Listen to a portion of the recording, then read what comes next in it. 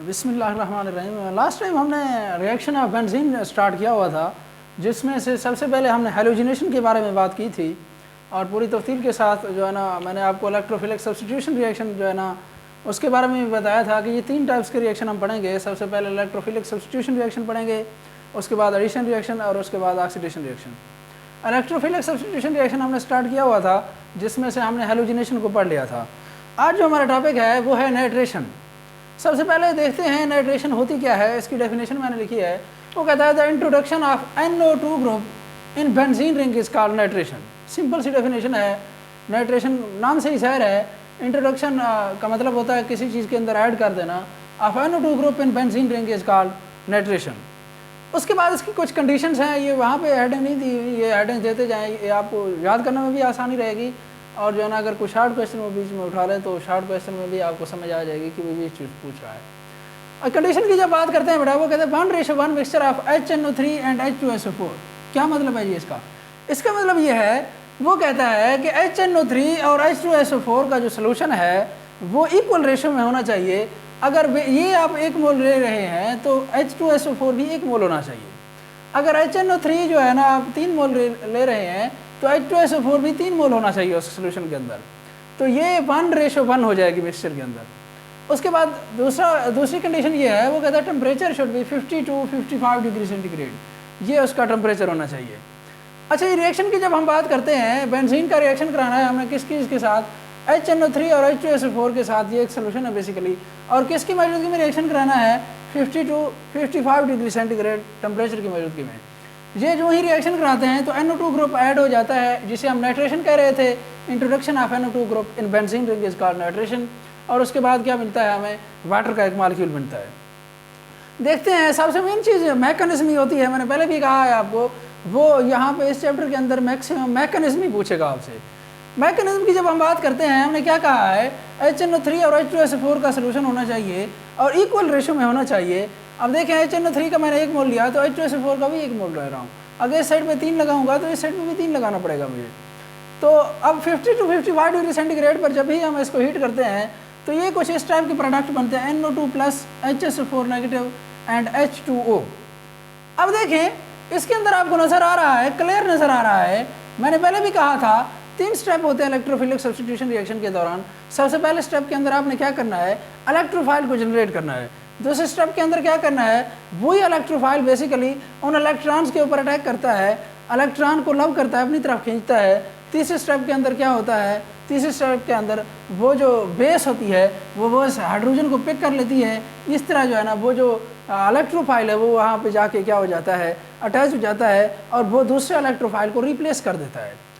अब देखें, NO2 group ये अब क्या है? ये एक इलेक्ट्रोफाइल है। मैं यहाँ पे लिख देता हूँ, ये एक इलेक्ट्रोफाइल है। अब इलेक्ट्रोफाइल क्या करता है? मैंने क्या कहा था? एक बॉन्ड के अंदर 2 इलेक्ट्रॉन होते हैं, इसके पास NO2 प्लस चार्ज है। अब ये क्या करता है? ये इलेक्ट्रॉन लविंग है, ये इलेक्ट्रॉन इसकी तरफ खींचता है, अपनी तरफ खींचता है, सॉरी। तो ये क्या होता है? ये जो 2 के 2 ये जो बॉन्ड है ये इसके साथ बॉन्ड बना देते हैं। ये दोनों के दोनों इलेक्ट्रॉन अब यहाँ पे आ जाते हैं। ये बॉन्ड ख़त्म हो जाता है यहाँ पे। जो ही ये बॉन्ड ख़त्म होता है तो अब देखें, इस कार्बन के पास जो है ना बॉन्ड कम हो गया है, एक बॉन्ड कम हो गया है। तो इस कार्बन के पास हमने क्या लगा देना है? हमने प्लस चार्ज लगा देना है। बच्चे ये प्लस चार्ज नहीं लगाते। देखें, इसके पास अब कार्बन कितने बॉन्ड बना रहा है? 1 बॉन्ड बना रहा है। तो इसका मतलब ये इसके पास बॉन्ड की जो है ना कमी हो गई है। आपके इसके पास इलेक्ट्रॉन की कमी हो गई, तो इसलिए हम इसके पास क्या कौन से चार्ज लगा रहे हैं? पॉजिटिव चार्ज लगा रहे हैं। उसके बाद चलते हैं दूसरे स्टेप के अंदर। ये हाइड्रोजन वही है बेटा, आपको पता है, मैंने पहले भी आपको कहा है, हर कार्बन के साथ बेंजीन रिंग के अंदर एक हाइड्रोजन मौजूद है। तो वो ये वही हाइड्रोजन है, कोई नई चीज़ नहीं है इसके अंदर। अब देखें, दूसरे स्टेप के अंदर क्या होता है जी? दूसरे स्टेप के अंदर ये बेस आती है। बेस ने मैंने पहले भी आपको कहा था, बेस हमेशा हाइड्रोजन को पिक करती है। ये क्या करती है? ये इस हाइड्रोजन को पिक करती है। जो ये इस हाइड्रोजन को पिक करती है, ये बॉन्ड यहाँ पे शिफ्ट हो जाता है और ये जो बॉन्ड है ये वही बॉन्ड है जो शिफ्ट हुआ है हाइड्रोजन से। अब देखें, ये HSO4 नेगेटिव था, ये H प्लस से मिलकर क्या बना देता है? H2SO4 बना देता है और NO2 ग्रुप यहाँ पे ऐड हो जाता है, जिसे हम क्या कह रहे हैं? नाइट्रेशन कह रहे हैं। इसका नाम क्या है? नाइट्रोबेंजीन है। ये एडिशन होगी है नाइट्रो ग्रुप की NO2 ग्रुप की।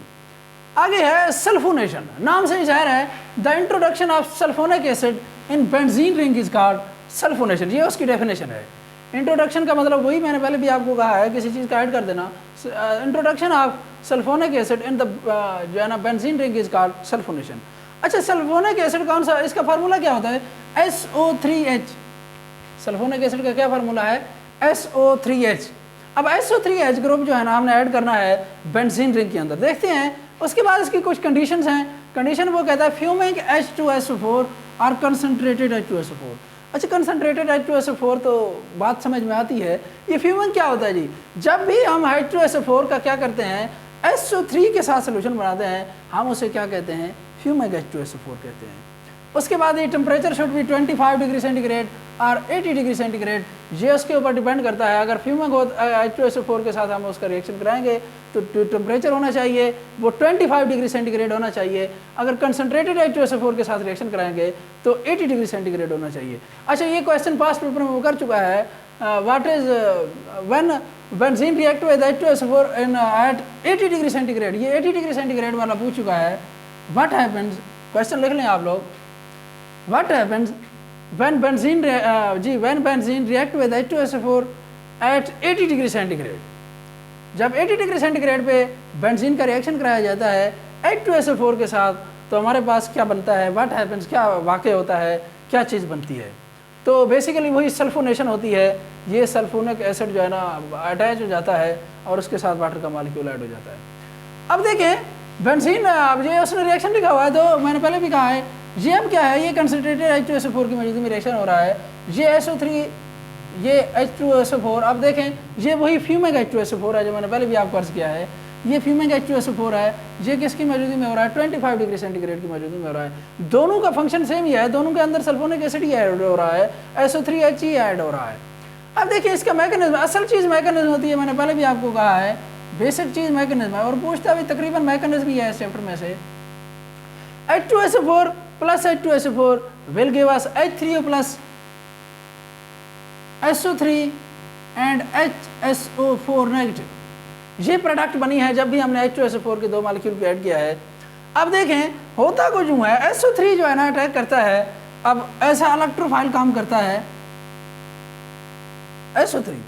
अब SO3 जी इसके साथ ये इलेक्ट्रॉन लगेंगे, अब अपनी तरफ खींचता है। जो ये इसको अपनी तरफ खींचता है, ये क्या हो जाता है, ये जो बांड है, ये बांड यहाँ पे शिफ्ट हो जाता है। इसको यही समझने वाली बात है।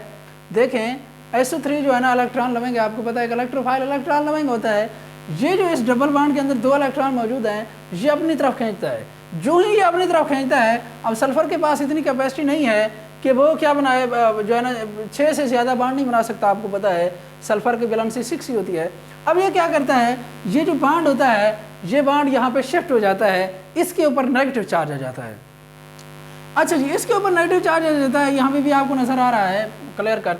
अब देखें इसके पास नेगेटिव चार्ज आ जाता है, ये बांड इसके साथ बांड बना लेता है, और हाइड्रोजन ये वही का वही हाइड्रोजन है जो बेंजीन रिंग के अंदर पहले से मौजूद है।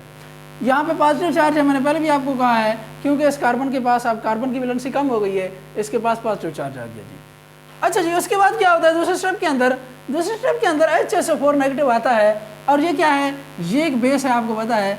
HSO4 नेगेटिव क्या करता है, इस हाइड्रोजन को पिक कर लेता है। जो ही इस हाइड्रोजन को पिक कर लेता है, वही सेम मैकेनिज्म है। ये बांड कहाँ पे शिफ्ट हो जाता है, यहाँ पे शिफ्ट हो जाता है। अच्छा, ये बांड यहाँ पे शिफ्ट हो जाता है, इसके ट्रिपल बांड पूरे हो जाते हैं, तीनों के तीनों बांड पूरे हो जाते हैं, सॉरी डबल बांड सॉरी। अब देखें, अब SO3 नेगेटिव वैसे का वैसे रह गया है। अब उसके बाद हमारे पास क्या बनी है, H2SO4, HSO4 नेगेटिव और H मिलके क्या बना रहे हैं, H2SO4 बना रहे हैं। अच्छा, SO3 नेगेटिव ये जो है ना अभी भी बाकी है। अब हमारे पास एक और भी जो हमारे पास प्रोडक्ट बनी थी H3O+, ये भी बाकी है। अब क्या करते हैं, H3O+ जो है ना इसका रिएक्शन कराते हैं इसके साथ। अब जो ही इसके साथ रिएक्शन कराते हैं बेटा, तो क्या होता है, SO3H, एक हाइड्रोजन जो है ना इसके साथ अटैच हो जाता है और वाटर का मॉलिक्यूल बन जाता है। SO3H जो है ना, ये एक जो है ना सल्फोनिक एसिड जो है ना, इसके साथ बेंजीन सल्फोनिक एसिड इसका नाम होता है। मैं यहाँ पे नाम लिख देता हूँ, बेंजीन सल्फोनिक एसिड। देखिए आसान से रिएक्शन है, कोई मुश्किल चीज़ें नहीं है इसके अंदर, बहुत ही आसान रिएक्शन है। सबसे पहले आपने इलेक्ट्रोफाइल को जनरेट कराना है, उसके बाद इलेक्ट्रोफाइल आएगा, उसके ऊपर अटैक करेगा, और इलेक्ट्रोफाइल अटैक करने के बाद दूसरे स्टेप के अंदर क्या होता है, तीसरे स्टेप के अंदर वो बेस आती है, हाइड्रोजन को पिक कर लेती है। इस तरह उस जो इलेक्ट्रोफाइल है वो वहाँ पे सब्स्टिट्यूट हो जाता है, वो वहाँ पे ऐड हो जाता है। तो ये तो थी सल्फोनेशन। आगे हम जाके इंशाअल्लाह अज़ीज़ कल जो है ना फ्रेडल क्राफ्ट रिएक्शन पढ़ेंगे। तो ये आज के लिए इतना ही, तो कल इंशाअल्लाह।